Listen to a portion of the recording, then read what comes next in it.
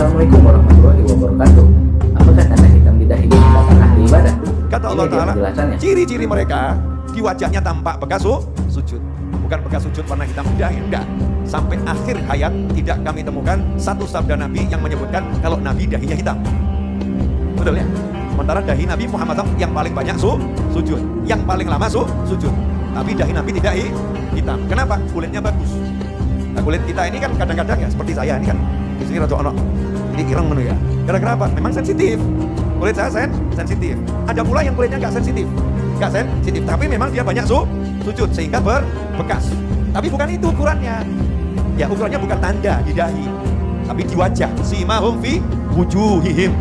Ya bukan di dahinya, bukan fi jibahihim, tapi fi wujuhihim, di wajahnya, bukan di dahinya. Di wajahnya ada bekas sujud, merendahkan diri, tawadhu, taat sama Allah Subhanahu. Dahi yang hitam, ya kalau dia sholatnya di atas aspal. Orang Mesir itu kalau dia pedagang di pasar, mereka tak pakai sajadah. Orang Mesir itu bukan sekedar hitam, kapalan keningnya. Dia langsung aja di atas Allahu Akbar. Yang tak boleh itu sengaja digonyoh-gonyoh. Itu yang tak boleh. Kalau memang udah hitam, dia tak apa-apa. Sebagian kita tak sholat pun hitam, memang hitam. Ustaz, kenapa tak hitam? Mungkin sebagian kulitnya lembut, saya keras. Yang tak boleh itu sengaja dihitam-hitamkannya. Asal berkaca, udah hitam belum ya? Itu yang tak boleh. Kalau memang bawaan kulitnya lembut, hitam, dia tak salah. Jangan risau gara-gara itu. Gara-gara sibuk di WhatsApp, siapa yang kuningnya hitam, riak, asik membeli Nivea, memutihkan. Biarkan aja. Pada Allah untuk mendapatkan keutamaan baik dunia ataupun akhirat. Simahum, ada tanda. Simahum fi wujuhim, di wajahnya. Awas hati-hati, bukan di keningnya tapi di wajahnya. Jangan ketawa dulu, kita jelaskan dulu gitu kan. Awas hati-hati. Simahum fi wujuhihim, ada tanda di wajahnya. Kalau kening itu jabhah. Jabhah. Kalau wujuh itu jamak dari kata wajah. Apa itu wajah? Nah, kalau tidak tahu katakan apa? Masya Allah. Apa itu wajah? Masya Allah. Baik. Yuk kita tanyakan. Wallahu a'lam, Allah yang tahu. Kita tanyakan kepada Allah. Satu, makna wajah yang pertama itu bagian muka dari kepala kita ini.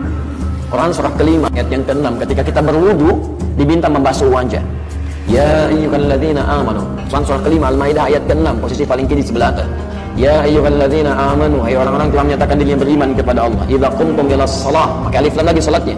Jika Anda ingin menyempurnakan salat, fagsilu, maka mulailah basuh wujuhakum, wajah. Lihat wujuh, simahum fi wujuhihim, fagsilu wujuhakum. Jadi kalau diartikan wajah ini kening di sini, maka Anda wudunya cuma basuh ini aja. Tapi Anda basuhkan keseluruhannya dari batas atas sampai ke bawah. Yang ada jenggotnya di selai-selai juga. Ini menunjukkan wajah makna yang pertama. Yang kedua, wajah itu bisa diartikan adalah bagian yang tampak dari keseluruhan tubuh, dari ujung kepala sampai ujung kaki. Ini wajah. Makanya ketika Anda sholat misalnya, Anda baca doa istiftah, di antara doanya di hadis riwayat Muslim nomor hadis 1488 dari sahabat Ali bin Abi Thalib radhiyallahu taala anhu, kata beliau, bima makna shallaitu khalfa Rasulillah sallallahu alaihi wasallam. Saya pernah sholat di belakang Rasulullah sallallahu alaihi wasallam. Fastaftah. Beliau membaca doa istiftahnya, wajjahtu wajhiya lilladzi fataras samawati wal ardh. Saya hadapkan diri saya sepenuhnya, wajjahtu, dari ujung kepala sampai ujung kaki. Kalau diartikan cuma ini saja, berarti antum ngadep kiblat yang ini aja, gitu kan? Begini. Nah, itu bisa salah. Paham ya? Saya pasrahkan diri saya sepenuhnya dari ujung kepala sampai ujung kaki. Makanya kalau orang mengatakan kalimat wajjahtu, maka dia akan pasrahkan ketentuan dari ujung kepala sampai ujung kaki menurut aturan Allah Subhanahu wa taala. Setelah sholat, nggak mungkin kepalanya melakukan aktivitas kecuali ke atas kehendak Allah, menurut ketentuan Allah. Matanya hanya akan melihat berdasar ketentuan Allah. Telinganya hanya akan dengar berdasar ketentuan Allah. Bicaranya hanya akan keluar kata-kata berdasar ketentuan Allah. Jadi kalau ada orang sholat baca kalimat wajjahtu, setelah sholat lisannya tidak sesuai ketentuan Allah, pandangannya melanggar ketentuan Allah, telinganya melanggar ridha Allah, ada yang salah dalam semua itu. Ada yang keliru. Makanya orang yang benar itu sholatnya, rukunya, sujudnya ada athar, ada tampak, tanda. Di mana tandanya? Nampak dari aura wajahnya, nampak dari sikap-sikap baiknya, tangannya, kakinya, dari ujung kepala sampai ujung kaki. Min athari sujud, dari bekas sujudnya. Athar yang dimaksudkan di sini dari jejak-jejak sujudnya yang benar. Makanya kata para ulama, yang dimaksud di sini tidak harus tanda yang nampak di kening. Ya, jadi kalau ada orang yang punya tanda di keningnya misalnya, ya tanda hitam dan sebagainya, tapi tidak punya jejak-jejak seperti tadi, jejak sujudnya yang nampak dari aura kebaikan di wajahnya, senyumnya, kalau lihat orang ini teduh, enak, perilakunya baik, itu yang dimaksudkan. Makanya kata para salafus saleh, orang-orang yang banyak sujud di malam harinya itu siang-siangnya akhlaknya mulia, pekertinya baik.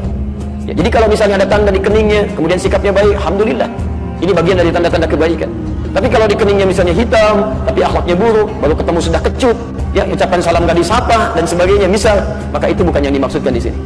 Muhammadur Rasulullah, Nabi Muhammad adalah utusan Allah. Walladzina ma'ahu asyidda'u 'alal kuffari ruhama'u bainahum. Yang bersama Nabi di antara sama kaum muslimin penuh kasih dan cinta.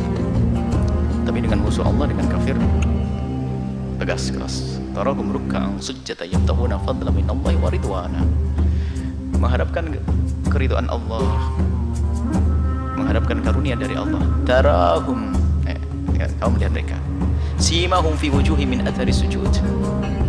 Dari wajahnya akan terlihat bekas sujud. Ahli tafsir menjelaskan bekas sujud ini bukan jidat hitam. Ini adalah memang terjemahan baru. Jidat hitam. Tarahum simahum, tanda pada mereka terlihat fi wujuhim, di wajah mereka, fi wujuh min athari sujud, karena bekas sujud. Bekas sujud di antara para ulama mengatakan karena banyaknya sujud di malam hari, Allah akan berikan nur di wajahnya di siang hari, sehingga dipandang oleh orang menyenangkan, biarpun orangnya hitam kelem. Mana ada bekas jidat nanti kalau orangnya hitam? Sebagian mengatakan simahum nanti akan dilihat di surga nanti, bahwasanya ini adalah ahli sujud. Nanti di akhirat akan diberi oleh Allah nur, cahaya secara khusus wajahnya orang-orang tersebut.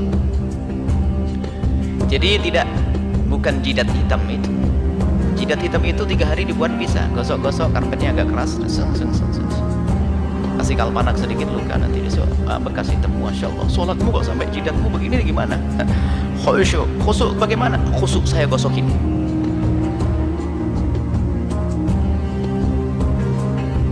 Saya juga ada hitam di sini, tapi ini memang karena gosokan betul nih, bukan karena sholat. Cuman bisa jadi memang seorang yang sholatnya banyak lalu membekas di jidatnya. Bisa jadi seperti itu.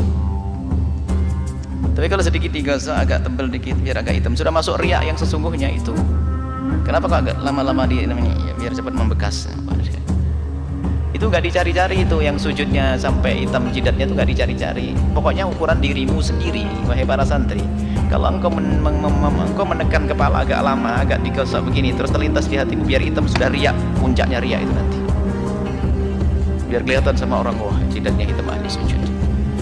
Tapi ingat, kita juga tidak boleh suudzon kalau orang jidatnya hitam, mungkin memang sujudnya luar biasa. Tapi bukan itu tanda, nanti jangan kamu cari tanda itu. Sujud yang benar biarpun nggak pakai jidat hitam. Mau saja tahu lembut gimana bisa hitam ya? Nah?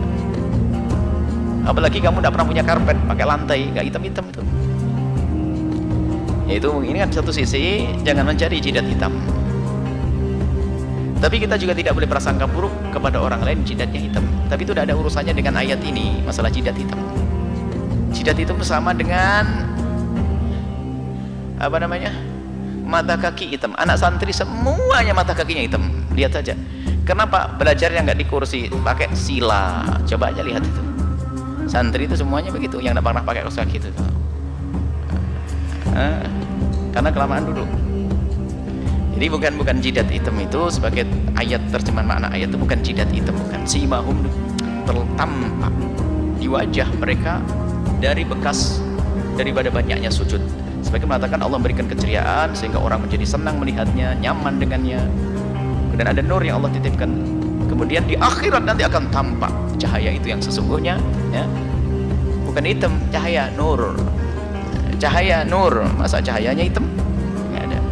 Tapi ingat, jangan suudzon kepada orang yang jidatnya hitam, awas hati-hati. Suudzon juga penyakit buruk di dalam hati. Kalau orang jidatnya hitam, katakan semoga dia tulus dengan jidat